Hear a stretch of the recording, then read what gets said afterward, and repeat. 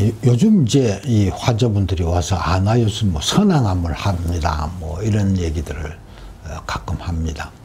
그 선항암은 주로 이제 뭐 유방암 쪽에 많이 합니다만은 다른 암 쪽에도 지금 이제 상당히 많이 시도를 하고 있습니다.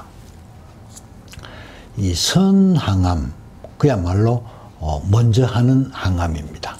그 영어로는 이게 네오 에주번트 테라피, 키모테라피 뭐 이렇게 합니다.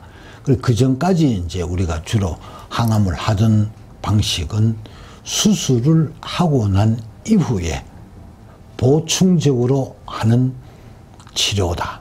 보충적 항암 치료다. 그래서 에주번트 키모테라피 이렇게 얘기를 했습니다. 그런데 이제 요즘 와서 이제 새로운 방법 네오 에주번트 키모테라피 새로운 접근의 보충 항암 치료다. 근데 어떤 게 새롭냐? 그렇게 수술 전에 먼저 항암을 한다. 이렇게 이해를 하면 되겠습니다. 결국은 보충 치료는 똑같은데 수술이 이제 주 치료죠. 그리고 실제로 그 얘기는 뭐고 하면 항암제만으로 모든 암을 쓸어낼 수가 없다 라고 이해를 하시면 될 거고요. 어디까지나 이게 보충 치료다. 주 치료는 수술이다. 근데 수술을 하는데 수술하고 난 이후에 하는 것은 그냥 보충 치료, 보조 치료. 그 다음에 수술 전에 하는 치료가 네오 에주번트 키모테라피, 선항암이다. 이렇게 이해를 하시면 됩니다. 근데 환자 입장에서는 그럼 수술 뭐 똑같은 보충 치료면 뭐 근데 왜 수술 전에는 왜 하고 수술 후에는 왜 하냐?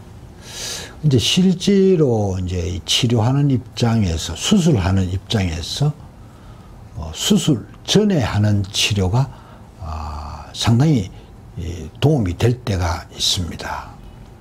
어떤 게 도움이 되냐? 우선은 항암제로 암세포를 많이 줄여놓고 암 크기를 줄여 놓으면 수술하기가 한결 용이합니다. 그리고 특히 이제 유방 쪽에는 이제 가급적이면 유방을 전절제 하는 것보다 요즘 부분절제 쪽으로 가기 때문에 더 그렇습니다. 전절제를 하면 뭐 조금 크든 작든 큰 문제가 없지만 부분절제를 하게 되면 암이 크면 이놈을 최대한 줄여야 절제하는 부위 자체를 줄일 수가 있습니다. 그래서 이제 선항암을 유방암 쪽에서 더 선호를 하는 경향이 있고, 그 다음에 눈에 보이는 암보다는 항상 암 치료에서 눈에 보이지 않는 암이 가장 문제가 됩니다. 눈에 보이지 않는 미세잔존암의 경우도 선항암을 하면 그런 암도 상당히 많이 정리를 하고 된 상태에서 수술하면 수술도 용이하고 재발도 적지 않겠냐. 이래서 상당히 많이 시도를 했는데 요 최근 나온 그 연구의 통계를 보면 수술 전항암 그러니까 선항암 했는 사람하고 그 다음에 보충적인 옛날 식으로 했는 거를 비교를 해보면 크게 예후에 재발률에 큰 차이가 없는 걸로 지금 그렇게 나와 있습니다. 항암제를 주로 쓰는 의사의 입장에서 보면 선항암은 한 번 더 기회를 갖는 거나 마찬가지입니다. 무슨 얘기고 하면 과거에는 항암제를 쓰면 이 항암제가 어느 정도 잘 들을 건지에 대한 결과에 대한 답을 미리 알 방법이 없습니다. 부딪혀 봐야 됩니다. 그런데 어떤 환자는 잘 듣습니다. 어떤 환자는 처음부터 내성이 있는 암인데 방법이 모르기 때문에 그냥 씁니다. 그래서 가끔 가다가 보면 병기는 그렇게 빠르지 않고 해서 수술하고 난 다음에 항암제를 썼는데 항암제 쓰는 중에 재발해버립니다. 그런 경우도 있습니다. 그런데 이 선항암을 하면 항암이부터 처음에 내성이 있는 암은 선항암 중에도 암이 자랍니다.